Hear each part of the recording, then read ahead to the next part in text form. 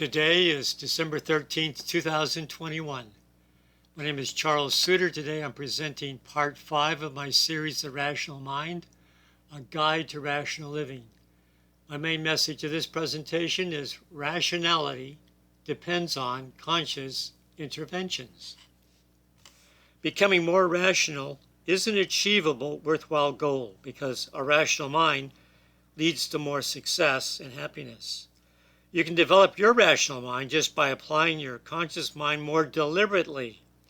People are always conscious of something outside of themselves, but most people are seldom fully aware of their inner states of being. A person's state of being is usually just taken for granted. It's a given. It's just what it is, without any consideration of what it could be.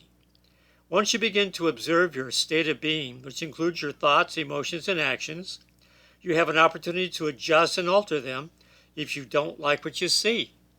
The conscious mind, when it is employed for its most important function, is busy making informed decisions, analyzing possibilities for potential gain, or avoiding risk of loss. But most often the conscious mind is idle, absorbing information, entertaining itself, or daydreaming, which are low levels of functioning, the least productive application of your conscious mind. To become more rational, you must begin to apply your conscious mind at its highest level of concentration and awareness, devoted primarily to observing your inner self, your thoughts, feelings, actions, those actions either contemplated or in process of execution. Proposition 1. If you want to become more rational, then start developing your rational beliefs. Develop positive beliefs in yourself, others, and life in general. Develop positive beliefs in a rational, orderly, and logical world. Seek out hidden sources of your own irrationality and amend those particular irrational beliefs.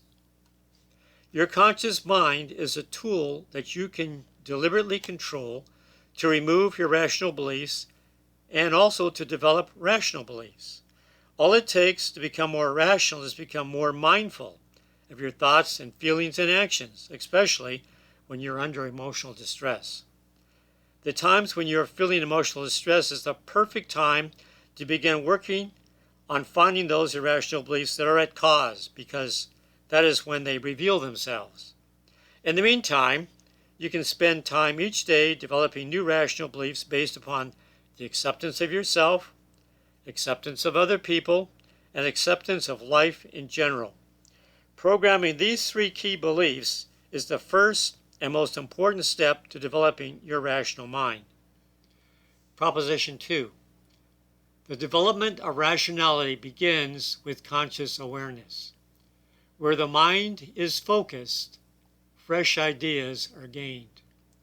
Focus your conscious mind on what you want and not on what you don't want.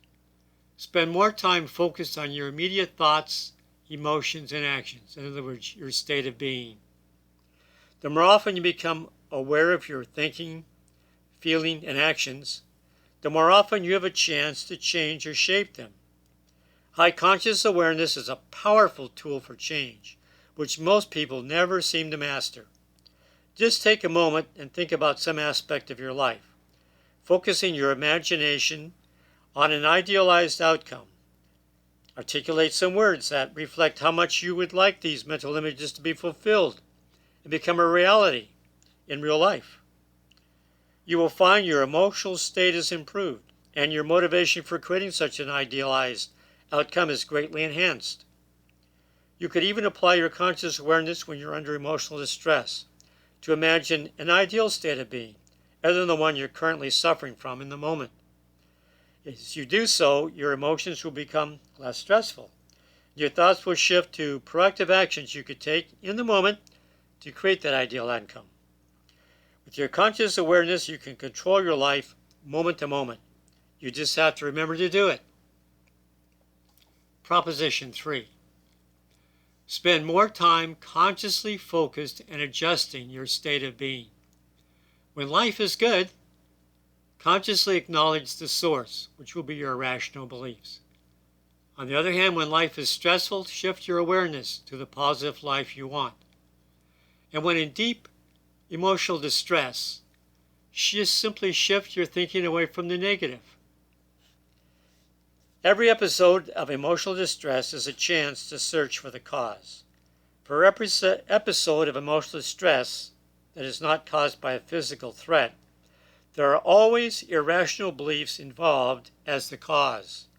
By shifting your concentration and your awareness away from the irrational thinking, feeling, and destructive urges, you can not only regain control over yourself, but find those irrational beliefs that are the cause of it all.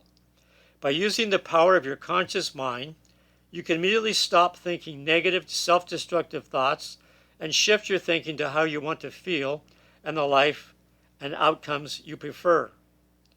Just because a negative belief has been triggered by outside circumstances doesn't mean you have to allow the emotional distress to continue. Since you know that irrational beliefs are the cause of emotional distress, you can use that insight to take control by redirecting your thinking.